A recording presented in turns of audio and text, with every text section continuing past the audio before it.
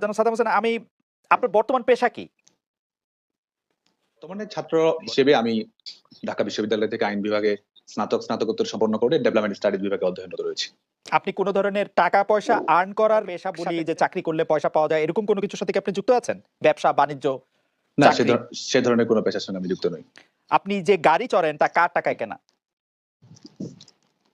দেখুন, আমরা যেটি করি সেটি হচ্ছে যে আমরা বাংলাদেশ ছাত্রলীগের সাংগঠনিক কর্মকাণ্ড পরিচালনা করার জন্য, আমাদের বৃহত্তর সংগঠন হওয়ার কারণে সাংগঠনিক গতিময়তা বৃদ্ধি করার জন্য আমরা কিন্তু বিভিন্ন সময় স্থায়ী কোনো গাড়ি আমরা ব্যবহার করি না। আমরা যখন জেলা সফরে যাই, বাইরে যাই, কখনো ট্রেনে যাই, কখনো প্লেনেও যাই, এটিও সত্য। আমরা একই সঙ্গে আমাদের সংশ্লিষ্ট ইউনিটের নেতৃবৃন্দ থাকে, শুভাকাঙ্ক্ষী থাকে। তাদের সবার সহযোগিতাতেই আমরা অনেক সময় গাড়ি ব্যবহার করি। আমাদের নিজস্ব স্থায়ী কোনো গাড়ি নেই। আপনি কি গত কিছুদিন ধরে কালো রঙের ৭ সিটের একটা টয়োটা স্কয়ার অনেক বেশি চড়ছেন? হ্যাঁ, সেটা আমি ব্যবহার করি। কারণ হচ্ছে যে আপনি জানেন বলছি, সেটা হচ্ছে আপনি জানেন যে আমি অন্য গাড়ি ব্যবহার করতাম এর আগে, বাইক